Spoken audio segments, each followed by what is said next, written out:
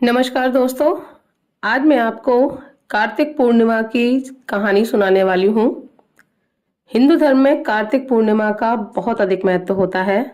ऐसा कहा जाता है कि कार्तिक पूर्णिमा के दिन जो स्नान करता है और कार्तिक पूर्णिमा की कथा सुनता है उसे पूरे कार्तिक मास की पूजा का फल प्राप्त होता है। तो आज मैं आपको कार्तिक पूर्णिमा के दिन सुनी जाने वाली 4 चिड़ियों की कहानी सुनाने वाली हूँ। तो चलिए कहानी को शुरू करते हैं। एक बार की बात है, 4 चिड़िया थीं। वह चारों ही कार्तिक का स्नान करती थीं। पड़वा के दिन उन्होंने सोचा कि खिचड़ी बनाते हैं। सभी ने मिलकर घी, चावल तथा दाल का जुगाड़ किया और खिचड़ी बनाई। सबने सोचा कि पहले नहाकर आते हैं, फिर खिचड़ी खाएंगे। पहले एक चिड़िया नहाकर आ गई, बाकी नहीं आई। उसे भूख लगी थी तो उसने खिचड़ी की भाप खा ली। दूसरी चिड़िया आई तो उसे भी भूख लगी थी, उसने खिचड़ी का पानी पी लिया। तीसरी ने खिचड़ी खा ली तो चौथी ने खिचड़ी की खुरचन खा ली। खाने के बाद चारों मर गईं। जिस चिड़िया ने भाप खाई थी वह राजा के घर राजकुमारी के रूप में पैदा हुई। जिस चिड़िया ने खिचड़ी का पानी पिया था वह कुमार के घर पैदा हुई।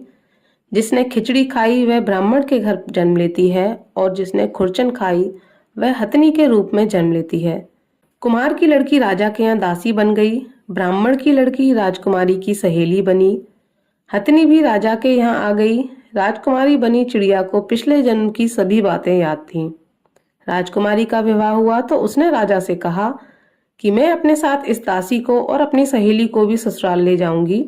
तो राजा ने कहा ठीक है, ले जाना। राजकुमारी फिर भी नहीं गई तो राजा ने पूछा।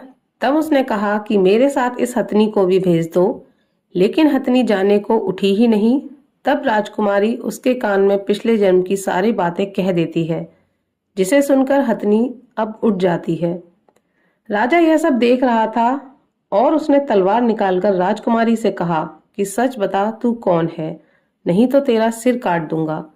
राजकुमारी ने राजा को सभी बातें सच सच बता दी।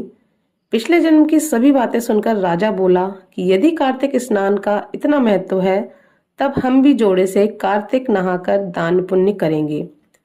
तो इसी प्रकार जो भी मनुष्य कार्तिक पूर्णिमा के दिन स्नान करता है और कहानी सुनता है उसे पूरे कार्तिक मास स्नान का फल प्राप्त होता है। यदि आप पूरे कार्तिक स्नान नहीं कर पाए हैं तो आप कार्तिक पूर्णिमा के दिन स्नान करें, पूजा करें और इस कहानी को सुने। आपको पूर्ण कार्तिक मास के पूजा का फल प्राप्त होगा। तो इसी के साथ हमारी कथा समाप्त होती है। धन्यवाद।